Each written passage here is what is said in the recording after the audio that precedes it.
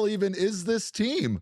Are the answer backs back? The Diamondbacks win a game when trailing by 6 or more runs in the 9th inning for the first time in franchise history. I think that deserves the cactus light being lit up. Don't you go anywhere. We're talking about this comeback rally right now in 30 seconds.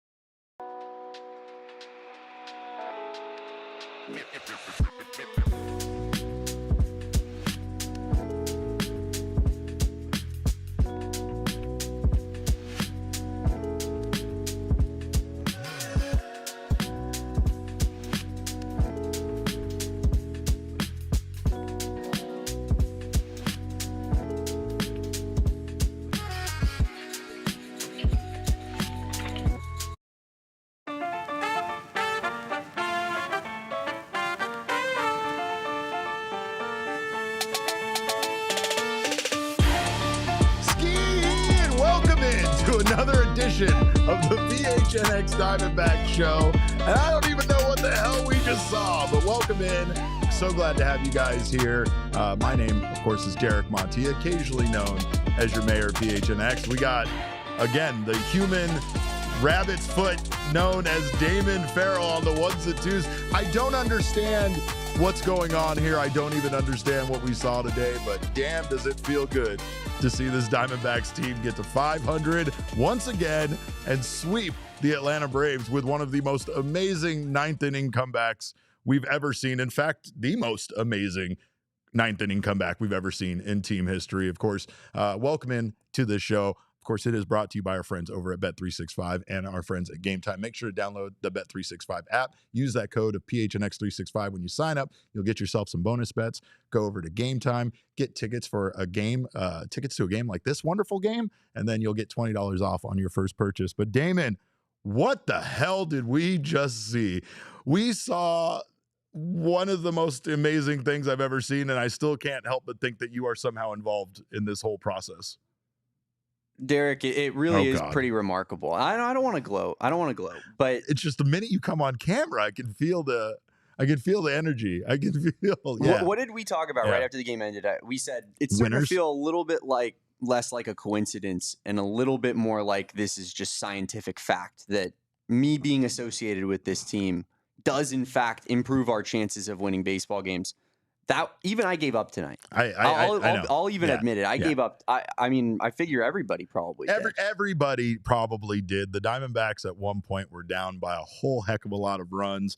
Enough runs that, pulling back the curtain a little bit, Damon, we had our rundown done. We had a very negative headline in there. Obviously, a lot of it was blaming Brandon Pfaadt for his terrible outing. Use that picture of Brandon Pfaadt where he looks really sad. Yeah, that one's still in there. You didn't change it out of the headline. That's I how wasn't impactful going it is. to, yeah. No, but of course, this is a game where, again, the Diamondbacks were down by 6 runs in the 9th inning, going into the 9th inning.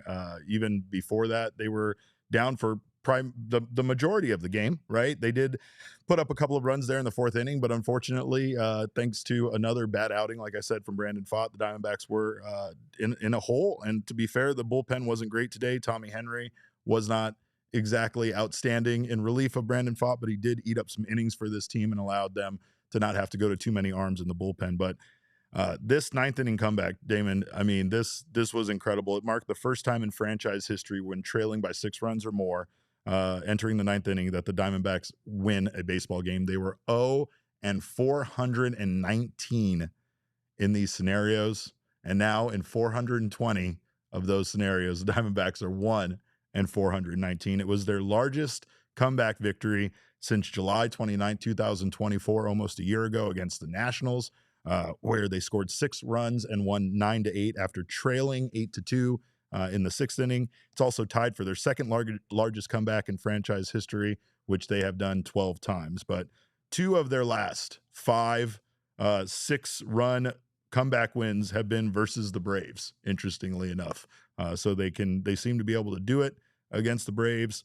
Today, that 9th inning was magical. It was quiet in a way, right? We were sitting here watching it. If you were watching it, I mean, obviously it's at an opposing team's ballpark, and it was against a pitcher who, I'm not making this up, his last name was Blewett, which is the most incredible part about this. It's like the anti-Tim Duncan. It's the anti-Tim Duncan. Yeah. We were discussing what worse name is it to have for like a pitcher in baseball. There was Ball Four. Ball Four, not exactly a great name to have.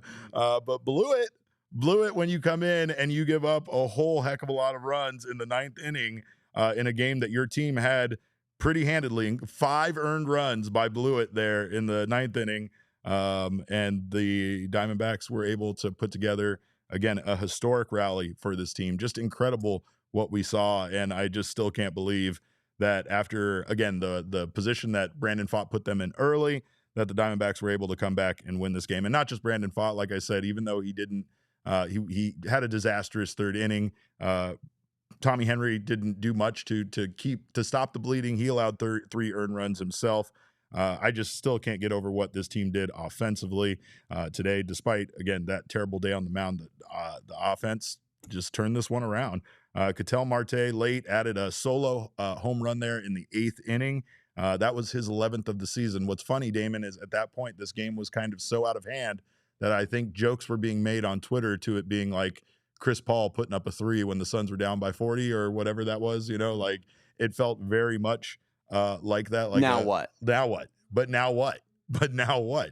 Now the Diamondbacks come back. Ketel Marte, by the way, has reached base safely in his season best 18 straight games. That's pretty good, Damon. He's hitting .319 in that stretch with 2 doubles, 8 homers, 13 RBI.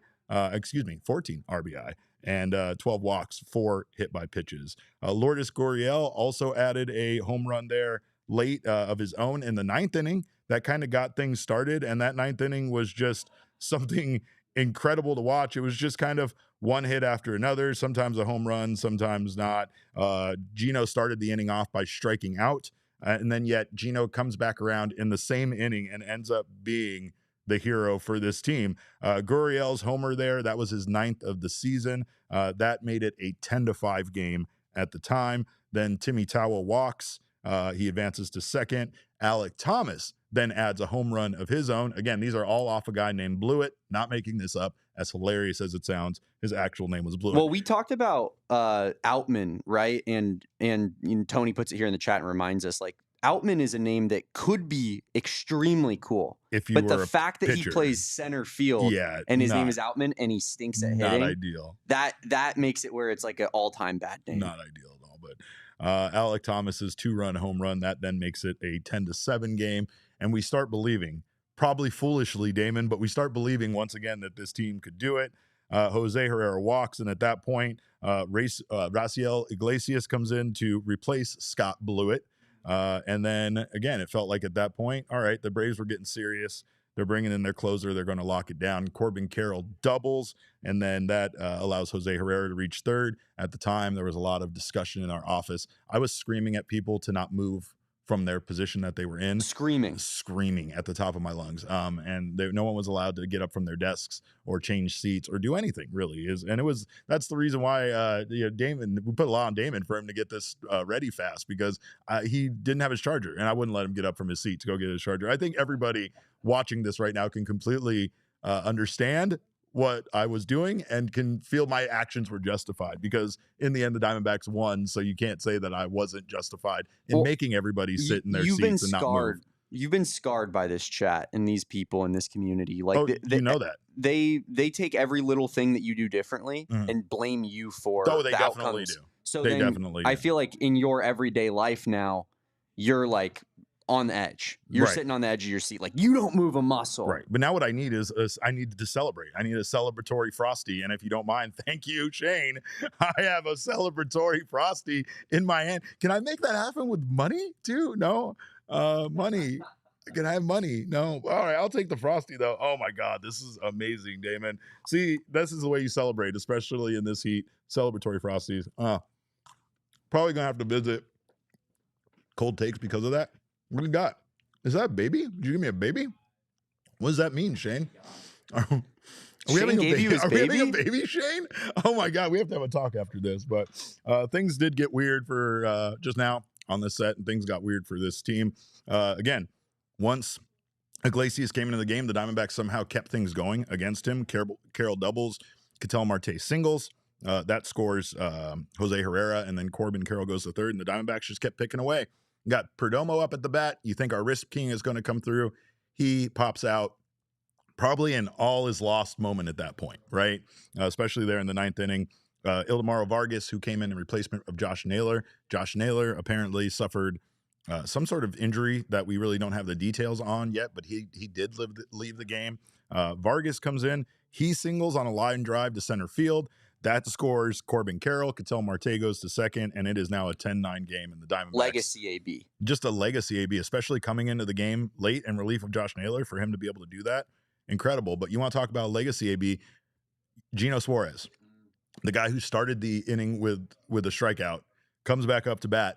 The entire team bats around the ninth inning. He doubles, and he scores Ketel. He scores Vargas. Diamondbacks then take 11-10 lead. Shelby Miller comes into the game, locks things down. And again, Miller in this game was probably the Diamondbacks' only pitcher to really, I guess, give credit to. And everybody else was fairly bad in this one.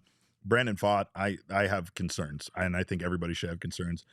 He told Torey Lovullo apparently before this game that he would never let what happened in his last outing happen again. Well, this one wasn't as bad, but it was still pretty bad. And again, a lot of it started because of that Ketel Marte error. This is another one of those situations that's kind of, you kind of see the starting pitcher like we talked about with Zach Gallen, with the defense not performing well behind him. You get that error, and then suddenly it felt like Brandon Pfaadt just couldn't pitch anymore, like his head just was not in the game.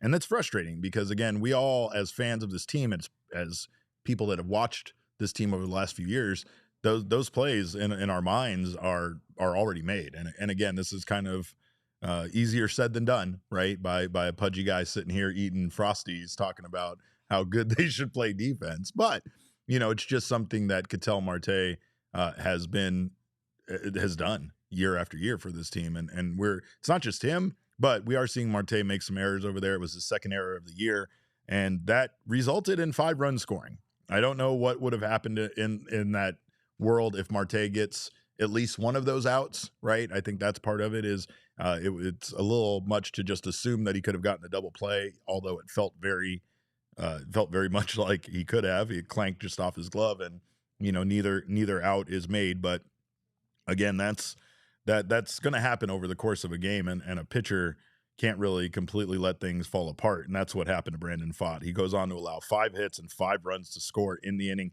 After that point, both of the walks he allowed in this game end up scoring on him, and he allowed 3 doubles in a row in that third inning. He wasn't able to get out of it. He was all over the place with his pitches. We have his pitch chart here we could take a look at, but he just didn't really have, a lot of these pitches, as you can see, are not competitive. They're not anywhere close to the zone. And a lot of those are kind of bunched up there in the middle. So it's unfortunate because Brandon Pfaadt has been so good for this team all season long. These last 2 outings definitely are concerning. You can have a bad day. We've seen that from, Merrill Kelly, for instance. Merrill Kelly had that bad outing against New York, and every other game has been fairly solid from Merrill. Doesn't mean he's unhittable every game, but Merrill definitely has things on track, and a starting pitcher is allowed to have their bad day. But these 2 outings being kind of back-to-back like they are definitely a concern. And he only threw his sweeper 3 times. I don't know if you really saw it, can see it in that pitch chart, but only threw his sweeper 3 times, and his sweeper has been a very good pitch for him. So obviously there was something he was shying away from there. Obviously didn't have a feel for that pitch today. He did get relieved by Tommy Henry, who was just recently called up, and Tommy Henry gave the Diamondbacks a strong performance in relief. I mean, as strong as you can expect from Tommy Henry to just kind of be shoved into this game. He still allowed 3 earned runs. He allowed 5 hits, but he gave the Diamondbacks 4 innings, and that's the role that someone like Ryan Nelson typically has played for this team, and not really having that guy that you can rely on to get you that many innings, to eat up that many innings, has been something that this bullpen has been missing. It's one of the reasons why they've been so taxed. So again, Henry goes out there. He does go 4 innings strong. Like I said, gives up 5 hits and 3 earned runs, but he only walked 1, and most impressively, he struck out 7. So Tommy Henry really showing that he can still strike guys out. Let's fire up. Sorry, Brandon Pfaadt, you're not getting it today. Let's fire up the Circle K strikeout meter, Damon, in honor of Tommy Henry's performance. because that's 7K strong, and he definitely was doing his best to keep the Diamondbacks in this game. The rest of the bullpen didn't do a great job of that.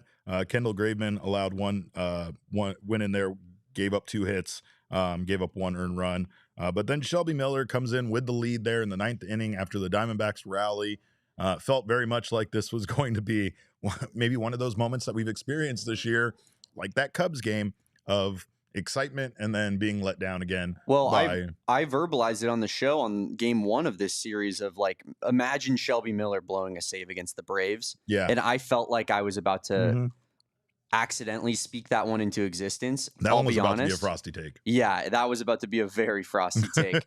And thankfully, Shelby just kind of leaves no doubt. Very comfortable performance from Shelby Miller. He did. That's the kind of outings that Shelby has given this team so many times this year. Just uneventful outings, right? Nothing sexy. He did walk one guy, but he gets 3 outs, gets his inning of work done, and the Diamondbacks secure the victory. So it felt very much like like everything there happened very just calmly, despite the fact that the Diamondbacks put up a historic amount of runs in that 9th inning, and then Shelby comes in there and closes the door. But what a game. What a game for this team. And again, I don't really know what is going on when it comes to Damon rejoining the show, but the Diamondbacks are 4-0 since Damon has returned the show. They're currently on a 4-game winning streak, and things like this are happening. And these are the kind of things that happen to teams that have a magical season, not teams that had the season like they had in May. So I'm conflicted. I'm a man of science typically, so I don't believe in Damon's magic. I don't believe in what is going on here, but it's hard not to. So basically, again, Damon's never allowed to not watch another Diamondbacks game as long as he lives. That's kind of the position he's put himself in. I will say, Derek, I want to give myself a little bit less credit and maybe put it more towards the team that we have built here. How about maybe it's just us? What a guy. Maybe it's just the vibes of me and you, and throw in our guy Jesse. Like, this is you can't beat that team. Yeah. It's a winning formula. It is. It really is. It really is. And it's proving it right now. I mean, we weren't at 100%, and just like the Diamondbacks, we've had returns, but we've had sporadic returns. We haven't had our best team on the field. We still haven't had our best team on the field all together yet. And we're going to have that soon. Jesse's going to be on one of these shows. And that's going to be the interesting thing, is when the force of Jesse's terrible luck combines with Damon's unnatural hot streak that he's on right now. I can't wait to see which one of those forces wins. But we got to give our king snake to somebody. Damon probably deserves it, but he's too humble, as you can see, to give it to himself. We're going to give it to our guy with the game-winning hit. That's Eugenio Suarez. Did it with his bat today, 2 for 4, 2 RBI, big double, and a walk today. So just amazing to see what Eugenio Suarez was able to do there, especially considering, like I said, he started out that inning, he started out that inning with the strikeout. He started out that inning bad, comes back and cleans things up very nicely. Lourdes hitting 253 with a 743 OPS, Gino 232 with an 815 OPS. So still not great numbers from either one of those guys, but it feels like those guys, again, are back on track. And Lourdes, again, season high 11-game hitting streak for Lourdes. Ketel Marte continues to be on fire. We'll hopefully get some word on Josh Naylor, another guy that the Diamondbacks can't really afford to lose. He's been really good with his bat this year, and honestly better defensively than even I've given him credit for this season. But we are going to take a look at the numbers from this series, because even though I said it last night, Damon, I said it by mistake. Maybe that's why. Maybe the baseball gods forgive me, because they knew when I said the word sweep last night that I didn't mean to, and that it was just a slip. But maybe it was just a taste of things to come, because the Diamondbacks complete the sweep, the S word, of the Braves, and they improve to 31-31. Is that where we're at? Is that 500? Yeah,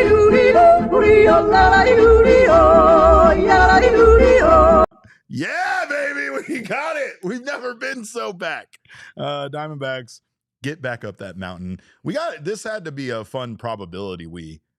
Damon, I can only imagine what the win probability chart on on good old Baseball Savant looks like. Do we gotta take a look at that? That's not even a Wii. I don't even know how to describe that.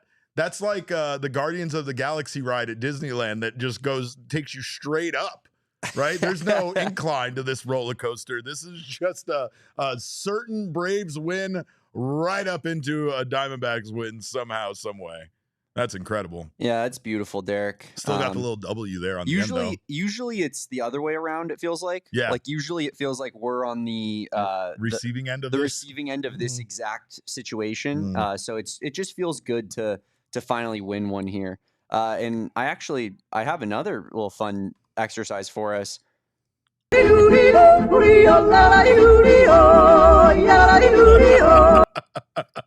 Perfect. I'll play it again. That's perfect. All right. Well, Diamondbacks start a series tomorrow with the Cincinnati Reds. We will preview that on tomorrow's episode, so make sure to join us at 12 o'clock for that. We'll have a lot to talk about, including some updates on the Diamondbacks stadium situation over at Chase Field and more. But we'll do that then. Right now, we're still high on this game. We're going to talk about the numbers from this series with our By the Numbers segment presented by Desert Financial. On the other side of this break, don't you go anywhere. You're watching the PHNX Diamondback Show.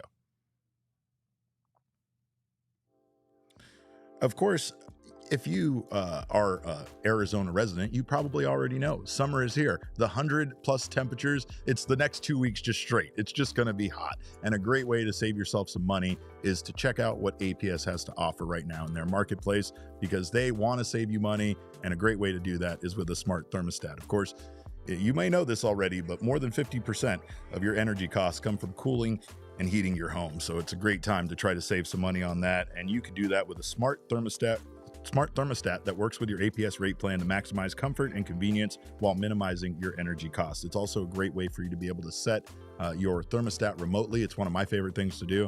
When I'm heading over, I'm about 15 minutes out. I turn that AC down and cool my house down. That way, when I walk in, it's ready for me. It's nice and cold. And of course, you can do that with a smart thermostat, which you can, APS customers may be eligible for smart thermostats for as low as $0 when you enroll in the APS Cool Rewards program. If you're not sure how to install a smart thermostat, free install is available at the APS Marketplace, and you can find instant rebates, discounts, and special offers on smart thermostats, energy-efficient appliances, and more at the marketplace.aps.com. Must be an APS customer and pay shipping and taxes. Other restrictions apply. Go to marketplace.aps.com for more information. And of course, another way to stay cool this summer is by stopping by Circle K. It's America's thirst stop. And of course, if you are an Inner Circle member, you will get your first 5 Polar Pops for absolutely free. You also save on Polar Pops. You'll get 79-cent Polar Pops every single day, 99-cent Frosters. You'll get your 3 for $7 Ghosts. We talk about being ghost people. We're ghost people. I still like that we're ghost runners, but it's not nearly as funny as ghost people. But you can save on all this stuff, including gas, by the way. You'll save 25 cents off per gallon on your first 5 fill-ups. You'll save 3 cents every day after that. And all you got to do is join the Inner Circle for absolutely free. Just download the Circle K app today. Terms and conditions do apply. At participating locations, visit circlek.com for details. But do not miss out. You'll save 30 cents per gallon on fuel when you buy 3 Celsius. So go over, get yourself some Celsius, save money on gas. A great time right now, again, to get yourself cooled down and fill up your car. Car's thirsty as well. Both of you are thirsty. Stop by America's Thirst Stop. All right, Damon, well, let's take a look at the numbers from this series presented by our friends at Desert Financial, because this one's a fun one. Diamondbacks absolutely got out all over the Braves. They outscore them 21-14. They out-homer the Braves 7-4. with 3 of those coming off against some chump named Blewett in the 9th inning of this game. Diamondbacks were 10 for 29 with runners in scoring position in this series. Pretty good. Braves also very good, 7 for 19. Diamondbacks just had more opportunities, and again, more extra base hits, more home runs. Diamondbacks starting pitching ERA, surprisingly good considering that one of those outings in that equation is the 3 innings, 5 earned run by Brandon Pfaadt. However, in Gallen's outing, even though he did have some runs scored on him, only one of those was earned. He went 7 innings, 1 earned run. Meanwhile, Merrill, absolutely outstanding, 7 innings scoreless in his outing. The Braves starting pitching ERA 5.65. Not terrible day for them, especially with Chris Sale out there in game 2, but just kind of got outdueled by Merrill Kelly. Relief pitching ERA really where it's at. The Braves was not nearly as bad until today's 9th inning, allowing those runs there. They allowed 8 earned runs there by the bullpen today. 4 in the other 2 games of this series by the bullpen. Meanwhile, Diamondbacks bullpen ERA sits at 5, which is exactly kind of where you expect it to sit, right? That's that's just where the team bullpen ERA sits at all times. Right. It's kind of where the starting pitching ERA kind of also seems to sit. I said it before. We could have Skeens, Cole. That could be our I could run down the rotation of the 5 best pitchers in baseball. They'd have a 4.68 ERA. Yep. Team ERA for the Diamondbacks. That's what's so frustrating about what happened to Brandon Pfaadt today and what's happened in his last 2 outings. His ERA has absolutely ballooned, and this was a guy where at one point we were knocking around the idea of him being a Cy Young candidate not that long ago. Talk about a frosty take. That might be our frostiest take right there, but Brandon Pfaadt currently sits at a 5.51 ERA after these last 2 outings. This outing today, not very good. His last one, as we've described it, his yes hitter didn't record a single out in that one. So I really don't know, but I can understand the frustration that fans feel about this pitching staff, both the relievers and the starters. And I can understand how, much like Torey Lovullo gets a lot of the blame for these losses and things not going their way, I understand people being frustrated and kind of angry at the new pitching coach, Brian Kaplan, considering that, it does feel like this situation with the pitching staff is just all over the place, right? I don't really know, especially considering Kaplan's, kind of his expertise being in player health and knowing the body and such. And now we're seeing a lot of guys injured. We are seeing guys, kind of have these wild, erratic starts like we saw out of Brandon Pfaadt today, and it just doesn't feel consistent. It doesn't feel great. As much as I want to be excited about this win, which we should all be excited about, the first time, again, 1-419, Diamondbacks having a 6-run deficit or more in the 9th inning, the only time they've ever come back from this kind of deficit that late. So that part of this is incredible. It's just hard not to be incredibly concerned about the starting rotation. Not only do they already have the looming loss of Corbin Burns hanging over us as we wait for a second opinion and more MRI results, we also have the fact that now Eduardo Rodriguez is returning. You have uncertainty with both Zach Gallen and Brandon Pfaadt. And, again, you don't really know what the starting pitching rotation, is going to look like in a month or 2 months or, at the end of the season when the Diamondbacks might need them the most, right? So a lot of uncertainty, but we're going to just celebrate. I got my Frosty. I'm going to celebrate this win, and we're going to take a look because the Dodgers lost yesterday. Let's take a look at the orgy of violence known as the NL West. Is that what we're calling it now? Well, it was why are we blanking on this?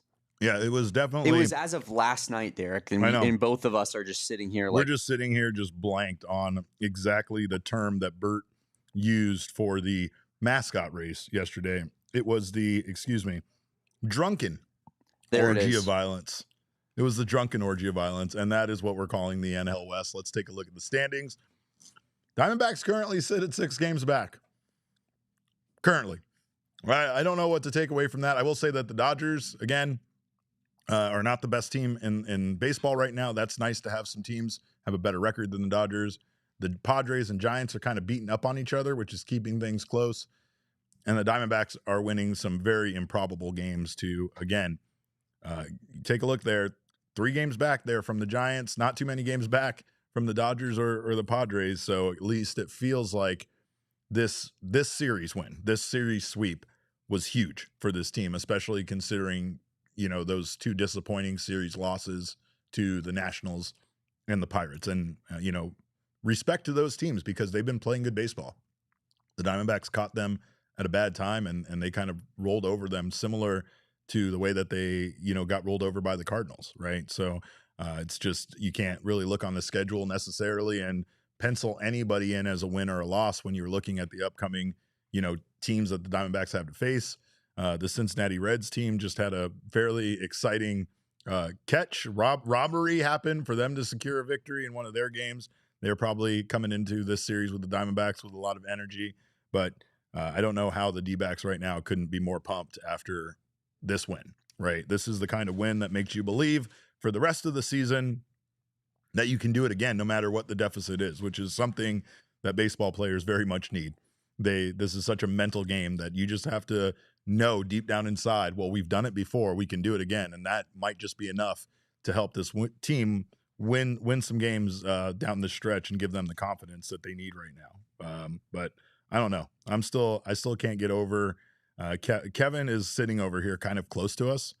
And based on the results of what's happened since Damon took over as producer, I don't really feel comfortable about that. I feel like Kevin should have to go to another room or something. I think Kevin is like it's the real life encapsulation of the SpongeBob meme where Squidward is looking out his window and Patrick and SpongeBob are having so much fun. You and I are having the greatest time right now. Just running around the office, screaming, and Kevin's just in the production room like, yeah, no. Looks like you guys are having fun over there. Yeah, it is fun. It's great fun. We're having an amazing time without you. I just want you to know that. But we have some more to talk about on the other side of this break. And of course, that more to talk about is some Frosty takes about the starting rotation. We're going to do that with our help from our friends at Frosty's and this delicious Frosty that I'm eating right now. So don't you go anywhere. You're watching the PHNX Diamondback show. I never got given a Frosty while Kevin was producing. That's all I'm saying. But a great thing that would pair with this Frosty, Pure Edibles. Go out and get yourself some Pure Edibles right now. And I'll tell you, few things pair better than Pure Edibles and ice cream. Pure Edibles. Kevin literally brought the Frosties into the office today. Just saying, I never got a Frosty when Kevin was producer of the show. I'm just saying. I also, I did get lots of Pure Edibles though, and Pure Edibles are amazing. We had a chance, of course, to try their different effects, and they are great. They have sleep support gummies as well as uplifting effects. So maybe we don't need to be uplifted today based on this Diamondbacks win, but maybe it's hard to get to sleep a little bit later with all this excitement. So you can check out what Pure has to offer. Not just gummies, they have their kicks, which are their version of Starburst. They have chews, which are soft candies like caramels, and they have hard candies as well. So whatever your preference is, Pure Edibles has a candy for you. They were created in Flagstaff, Arizona at Noble Herb Dispensary, the home of Pure Edibles, and is now made right here in Phoenix, Arizona. So check them out. Go find yourself some Pure Edible products from one of over 130 dispensaries across Arizona. And again, speaking of Arizona, speaking of the summer, now is a great time for you to extend your outdoor living space with our friends from All Pro Shade Concepts. We love being outside, but it doesn't last very long in this state. And a great way to do that is with some more shade. They have very cool motorized awnings with LED lights. They can match your colors of your home and ensure that you are HOA compliant. And they can do all of this to help you have a better outdoor living life this summer. They can add roll-down patio shades that can block the sun and keep your patio up to 20 degrees cooler. And also keep your home 20 degrees cooler with indoor roll-down patio shades as well. Hundreds of colors and durable fabrics to withstand the Arizona sun. Of course, they've been in business right here in Arizona for 20 years. They started making window shades by hand for friends, and now they are one of the largest installers of patio roll-down shades and motorized awnings in the valley.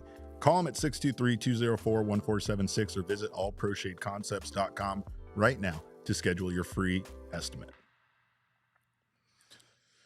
And Damon, do we got some super chats, by the way? We do, in fact, have some super chats. I see our guy Bees in here, and that's great. It's a party once Bees is here, but absolutely. What do we got? Starting off with Karen Groundhog Mama says, the force is strong with your young Padawan, Derek. Welcome back, Damon. I'm sure he does not like being called my Padawan. No, I also don't really like that. Being called like these guys say I'm like an office dad, and I hate every one of them for saying it every single time they say it. Well, me and you are both Star Wars guys. We are Star Wars guys. Obi-Wan, just like Bo Brock. huge Star Wars guy. Not quite that. Not quite that Bo Brock level of fandom, of course. Me and you are both, like, obviously Obi-Wan and Anakin had a very special relationship, but they considered themselves brothers. Obi-Wan says, "You are my brother, Anakin. You are my brother." Yeah. So it's like, I maybe we could have something a little bit more similar to that. I do expect you to be the one that eventually ends me, so that actually tracks. That's coming one day. For sure, one day. What else we got in the Super Chats? Carlos says, 9th inning bullpen meltdowns, losing you games where you scored double-digit runs are actually pretty fun when you're on the opposite side of it. Yes, they are, Carlos. Yes, they are. Good point. We don't know what it's like. This is the first time. What do we got from Andrew Dang? Andrew Dang just got back from church kids camp. Love the shirt. Defend the pool. Defend the crown even. Let's go. Captain America shield time. Let's go. Love it. BCSC, Get this man a shield. BCSC is here. Says that they was talking out of their necks and got swept. I like it. Big body Brandon. No, maybe not so big body Brandon. No, maybe not big body Shelby. Big body Shelby. Yeah, maybe. Thank you, Alberto, for your super chat. He says, visiting from the Cardinals podcast. Answer, backs. Let's effing go. Damon Dog effect. And yeah, the Diamondbacks are holding the line right now. You could say they're holding the line right now. That's definitely what they're doing. Carlos says, wow, Damon comes back. Yeah, not a super chat. I just wanted to point this out because I had to, and this is where Please. Derek, I like to consider us a connected team, which makes us, in fact, a dangerous team. Very dangerous. But I want to disconnect here for a half second because my guy Derek did 9 divided by 5 equals 5. And I rolled with it. I rolled with what he had and I put it on the graphic. And now I'm looking like a big stupid idiot because I used to always mess up the by the numbers graphics. And this time it really truly wasn't on me. I feel like I'm still batting 1,000 here. I really do. 5 times what? 5 times 9 is 5. 9 divided by 5 is a 4.5 ERA, which is the relief pitcher ERA for the Diamondbacks. That's not what that is. You don't. My calculations are nonsense. There's another 9 innings that need to be added in there. It's 9 times 5 divided by 9, which brings it back to 5. Well, Yoshi said it was 4.5, and I believe Yoshi over Derek. I don't know. I would like Yoshi to show his math because 9 times 5 divided by 9 would be 5. That's the way that 9 times it, multiplying something and dividing it would work. But maybe I don't know what I'm talking about. Anyway, let's take a look. Do you have any more? We got a couple more. B's $2. All this proves is Damon Dog's return is goated. Correct. Yeah, there's no doubt about that. And then Fleaball says, Tawa at first base against left-handed pitchers? Just sometimes. I don't hate it. I don't hate the idea. Anything that takes the bat out of Pavin's bat, the hand's a little less. It's good with me. Maybe. I also don't hate the idea of sometimes taking a look back at things we said that are silly. And of course, that's what our friends at Wendy's wants us to do with our new segment, Frosty Takes, where we are going to take a look back at something foolish one of us here on set said. Maybe it was Kevin. Maybe it was Damon. It's never me. It's certainly never me. It can't be me, right? There's no way I would have said something. This is a situation where the Diamondbacks really do have an elite starting rotation. And that starting rotation, at least right now, is 7 pitchers deep. It's pretty crazy. Yeah. 7 starting pitchers deep. That's cute. Remember when I said that, Damon? That's cute. Well, they do have lots of starting pitchers. It's just not the same starting pitchers that I said earlier. I bet I probably talked about how good the starting rotation was going to be on the next 10 episodes of this show straight at that point. I'm pretty sure. That was the theme of the week, the month, the entire rest of February. That was, in fact, our first show after returning from our hiatus. I was very excited for the Corbin Burns sighting. I couldn't wait to do a show. I couldn't wait to talk about how good the starting pitching rotation was going to be on here.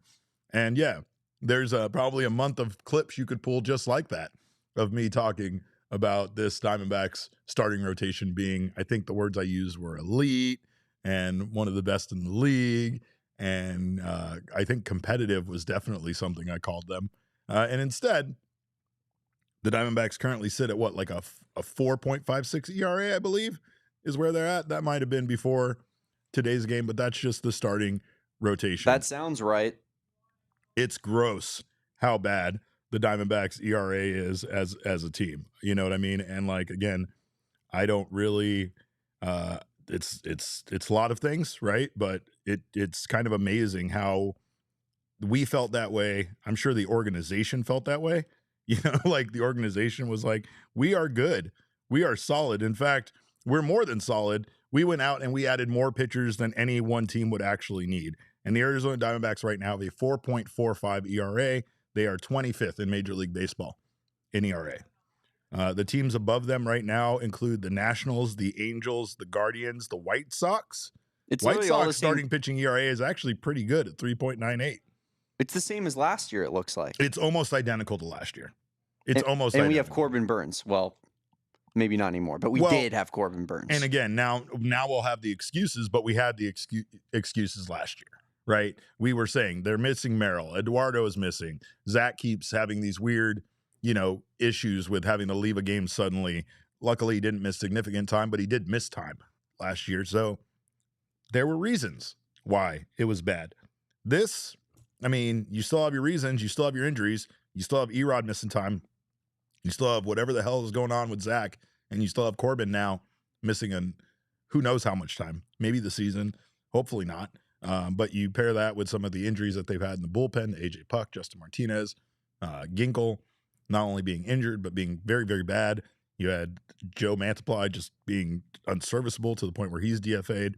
We have another roster move that we're going to talk about on the other side of this break. So there was just a lot of reasons why this team's, starting pitching and relief pitching last year were bad. This year, it's more performance-based. We still have some injuries happening. We still have had guys miss time. It just couldn't be more disappointing, right? And again, I definitely had no problem committing to that take. That wasn't even a take at the time I thought was going to be controversial. In fact, the majority of our time spent during the offseason, if you want to talk about Frosty Takes, we're focused on what do we do with all of this talent, Damon? What do we do? What do we do with all of these guys? They have too much talent. It didn't take long for that depth to, I'm not going to use the word be exposed, but I'll say that didn't take long for that depth to disappear on them, right? So it's unfortunate. And again, I guarantee that wasn't the only time I said the exact same thing that I said in that clip during the offseason. So thank you, Wendy's, for exposing me for the fraud that I am. And make sure you check out these Frosties. Wendy's is putting a twist on a classic with these all-new Frosty flavors. Find your new favorite flavor and clock in for a sweet treat time anytime, including midnight or later.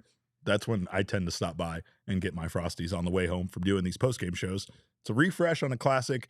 Got to be Wendy's. At participating U.S. Wendy's, hours may vary by location. And I want to sit here and just enjoy my Frosty, Damon. Now that's what I want to do because I'm sad about my take. But we have more show to do. It's Thursday. You know what we do on Mondays. You know what we do on Thursday.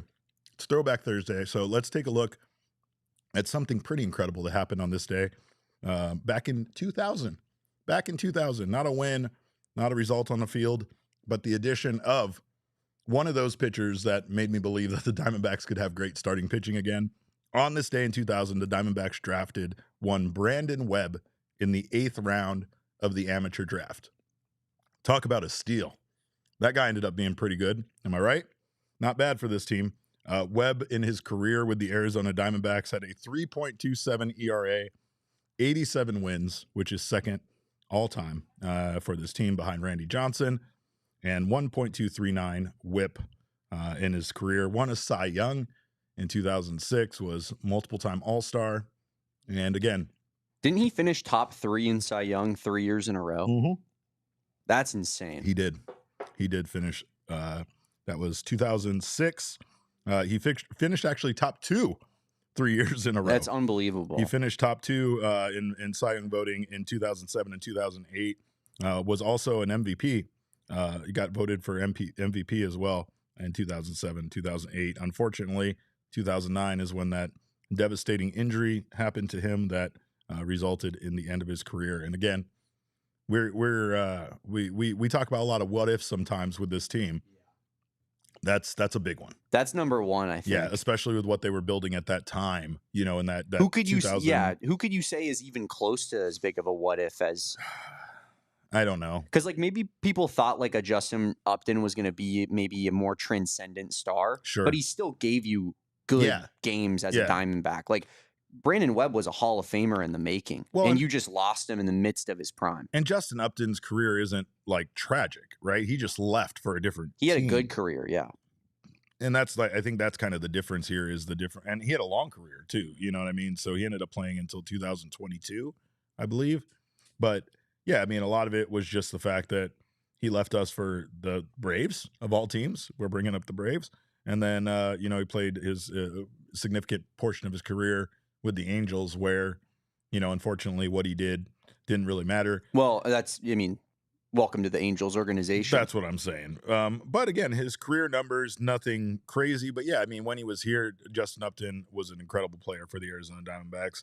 He slashed 278, 357, 475 in his 6 years with the Diamondbacks for an 832 OPS. And you know what was weird about Justin Upton was I always saw him be that reluctant leader that people like thrust him into that role. Brandon Webb kind of just naturally was that for this team, and he was just naturally this very good pitcher that, again, to think about the Diamondbacks getting him in the 8th round of the amateur draft and for him to be what he became just shows how insanely wild, you know, baseball can be, how talent can really be found at levels that you wouldn't imagine sometimes in professional sports. So, but like I said, the Diamondbacks did make some other roster moves that we still have to talk about. We are going to do that on the other side of this break. Don't you go anywhere. You're watching the PHNX Diamondback Show.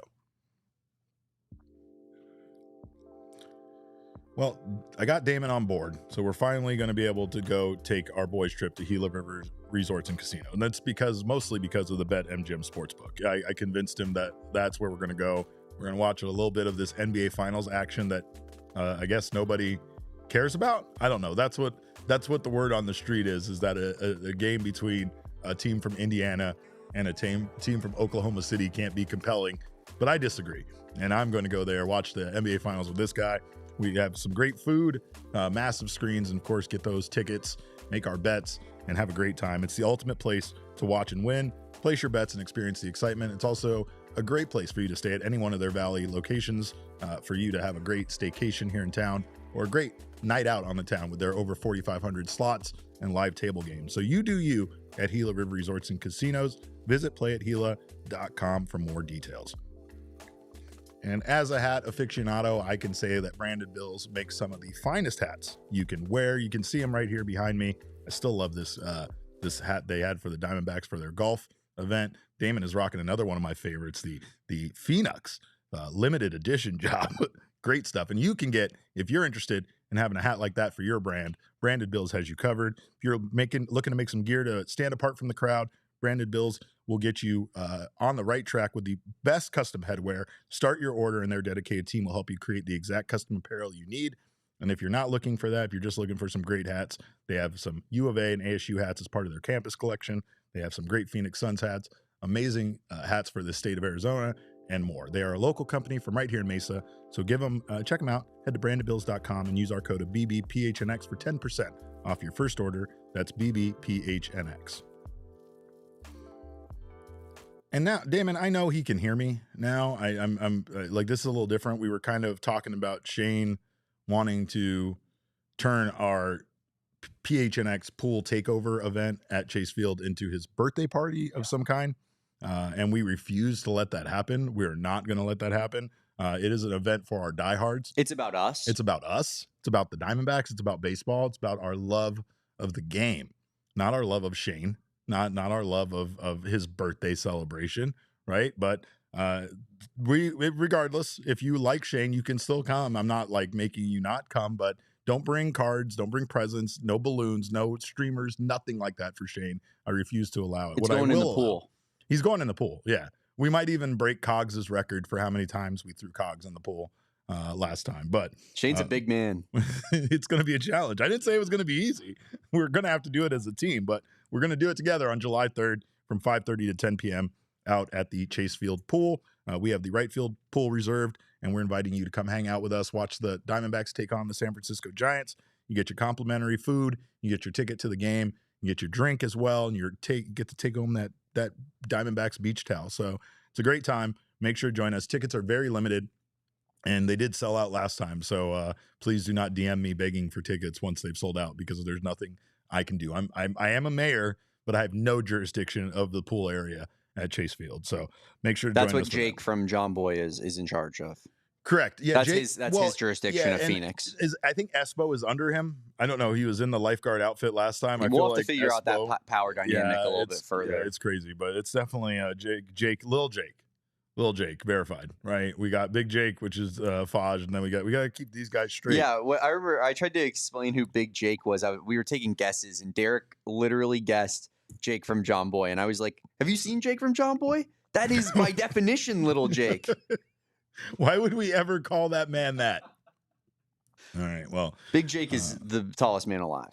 We have some news, Damon, when it comes to the 40-man roster. We have a roster move that was made before today's game.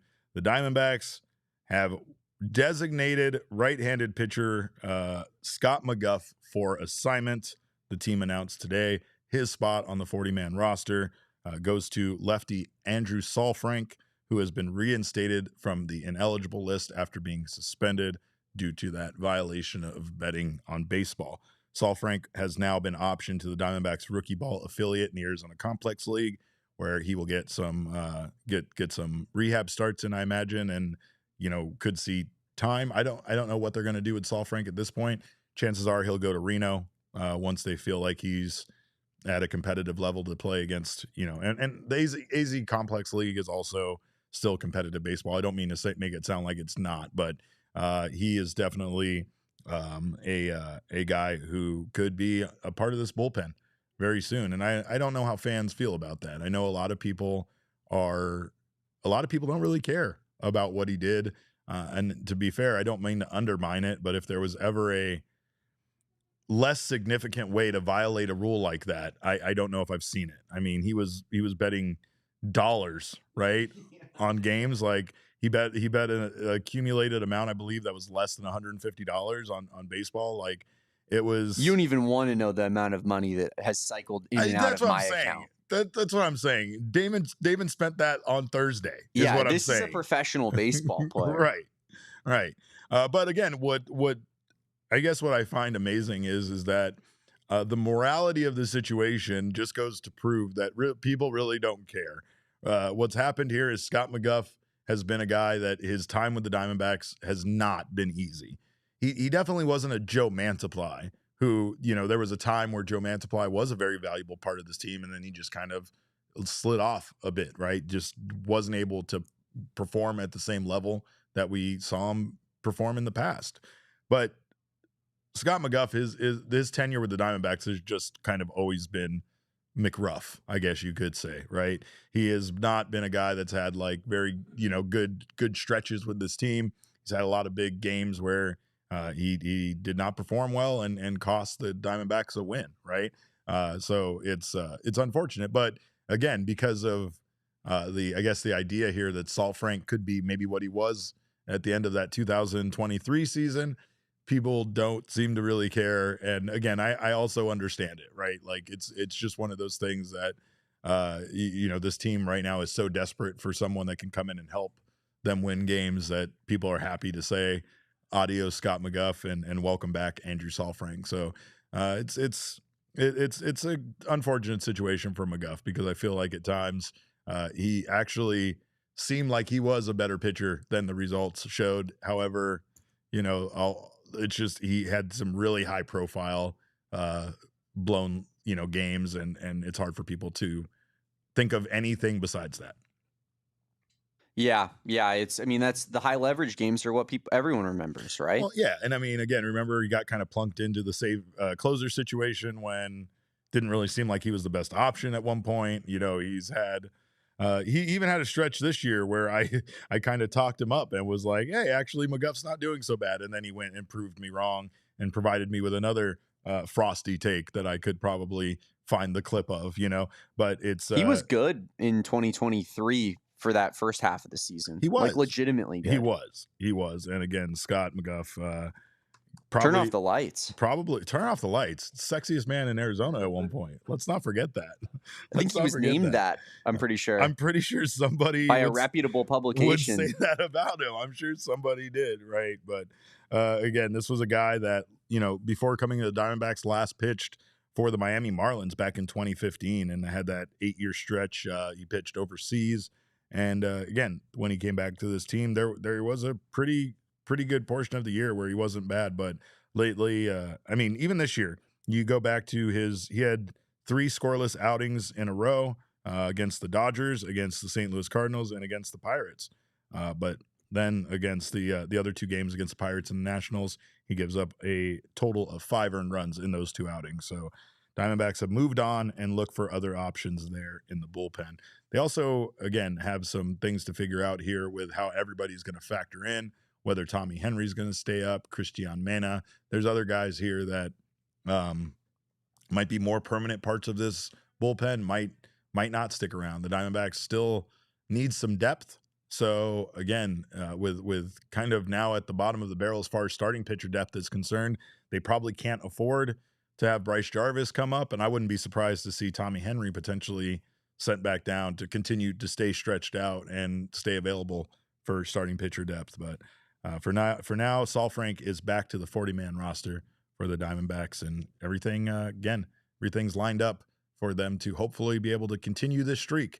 Damon is here, so it doesn't feel like it's going to end anytime soon. But we will be back tomorrow with another 12 p.m. show. So make sure to join us for that. We have lots to talk about there in regards to the Diamondbacks' current situation with their ballpark and that bill that was getting passed. We also have some all-star talk. Maybe Ketel Marte is on the way to building, despite with how much time he's missed, building towards that all-star bid once again this year for this team. So plus we have a preview of that series with the Cincinnati Reds. That's another team that's kind of been up and down. Don't know what to expect out of them. Diamondbacks can't really take them for granted. And really right now are kind of in a must-win mode, right? It's more about making sure when at least at one point we were ready to write this game off as a loss. We were just satisfied with the series win, right? So it's all about trying to get those series wins. That's the thing that'll get them back into this division race, and will get them back into the wild card hunt. But we got a couple of more super chats before we get out of here. Piece of Yoshi said, just announcing that I've put my math in the chat. Okay.